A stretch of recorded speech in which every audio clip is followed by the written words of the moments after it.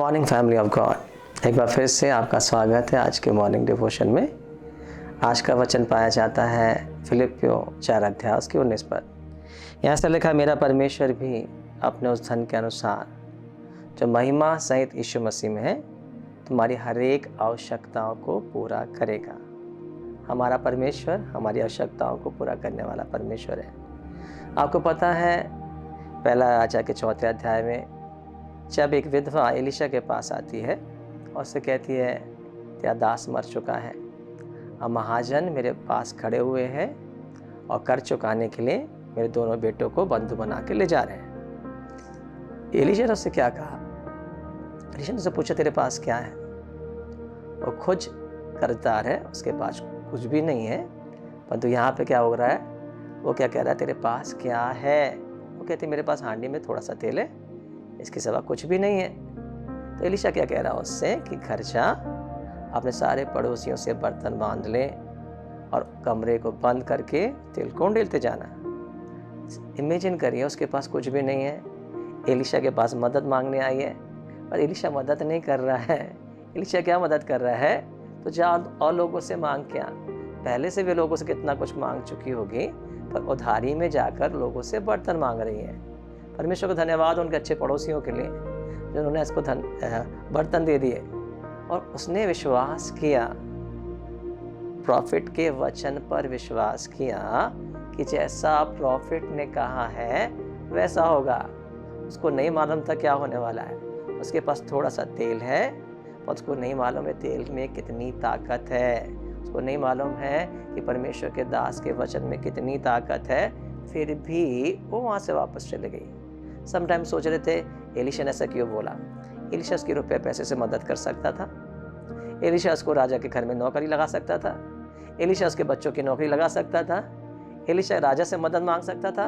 Elisha के बड़े बड़े लोगों से संबंध थे। नमान कोड़ी ने जब देना चाहा उसके पास बहुत पैसा था, पैसे की कमी भी नहीं थी, तो एलिशा पैसा नहीं दे रहा है। एलिशा उसकी नौकरी नहीं लगा रहा है।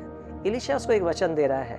क्या वचन दे रहा है? जा, परमेश्वर की आज्ञा के अनुसार क्या कर, जो तेरे पास है उसका इस्तेमाल कर। उसने क्या करी? थोड़ा सा तेल था, उसको उसने इस्तेमाल किया।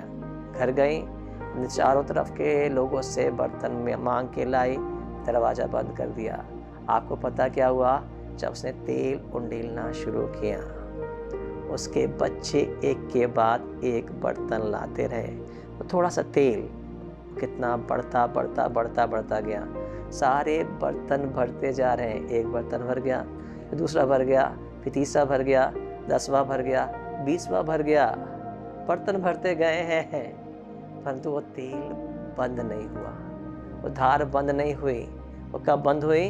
जब बच्चों ने क्या कहा, अब तो कोई भी बर्तन नहीं बचा है। इसका क्या मतलब हुआ? जो आशीष परमेश्वर ने उसको दी थी वो रुकने वाली नहीं थी। जितनी आपकी कैपेसिटी है, जितना आप रख सकते हो, उतना ही परमेश्वर आशीष देने वाला परमेश्वर है। यदि उसके पास ड्रम होता, यदि उसके पास गैलन होता, या उसके पास टंकी होती, या तो वो भरती जाती, पर उसके पास जितने बर्तन थे, खाली बर्तन थे, वे सब भर गए। तब क्या कहा दास ने? जा, इसको बेचकर जो पैसा मिले उससे महाजन का कर चुका, बाकी से तू अपनी जीवन निर्वाह कर ले। हमारा परमेश्वर आवश्यकताओं को जानने वाला परमेश्वर है। हमारे मांगने से पहले हमारी आवश्यकताओं को जानता है। जब हम बुरे होकर अपने बच्चों को अच्छी वस्तु देना जानते हैं ना, तो हमारा परमेश्वर हमें अच्छी वस्तु क्यों नहीं देगा? आप में से कौन हो, जब आपका बेटा आपसे रोटी मांगे तो आप पत्थर देंगे, मछली मांगे तो सांप देंगे?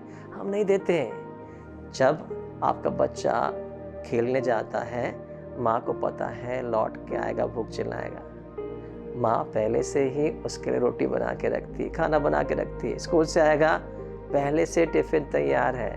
ये नहीं कि मम्मी मुझे भूख लग रही है, तब माँ ने बनाना शुरू किया। नहीं, माँ को पता है कि बेटे को कब भूख लगना है। उसके मांगने से पहले ही खाना तैयार हो जाता है।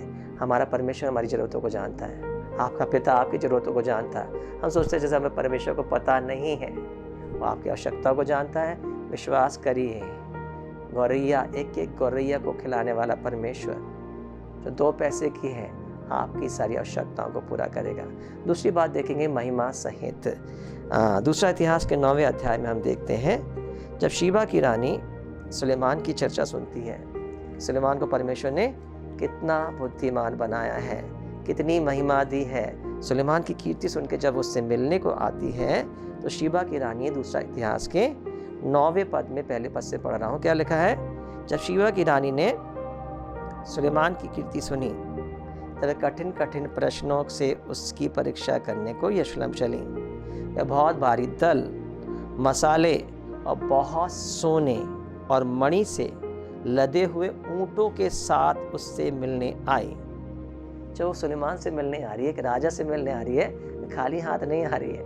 बड़े बड़े ऊंटों से भर के सोना लेके आ रही है, मणि लेके आ रही है, मसाले लेके आ रही है। जो कुछ उसका बेस्ट था उसके देश का, वो उसको लेके आ रही है। क्यों लेके आ रही है? सुलेमान से मिलने, एक राजा से मिलने जा रही है, भिखारी से नहीं मिलने जा रही है, प्रधानमंत्री से मिलने, एक शिरोमणि राजा से मिलने जा रही है। उस समय का सबसे विख्यात राजा है, जो सबसे सामर्थ्य राजा है, उससे मिलने को जब जा रही है, वो खाली हाथ नहीं जा रही है। और क्योंकि उसने सुलेमान की बुद्धि की चर्चा सुनी है, उसकी बुद्धि की बातों को देखने के लिए उससे मिलने को आई है, इसलिए क्या करी है? बहुत सारा सोना लेके आई है, बहुत सारा गिफ्ट लेके आई है। क्यों? क्योंकि वो एक राजा से मिलने जा रही है। तो आपको पता है, जब वो लौटी तो सुलेमान ने उसको क्या दिया? बाइबल में ऐसा लिखा है, इसी अध्याय के 12वें पद में, फिर शीबा की रानी ने जो कुछ चाहा, राजा सुलेमान ने उसको उसकी इच्छा के अनुसार दिया। जो कुछ भी शीबा की रानी को सुलेमान के राज में चाहिए था, सब कुछ सुलेमान ने उसको दिया।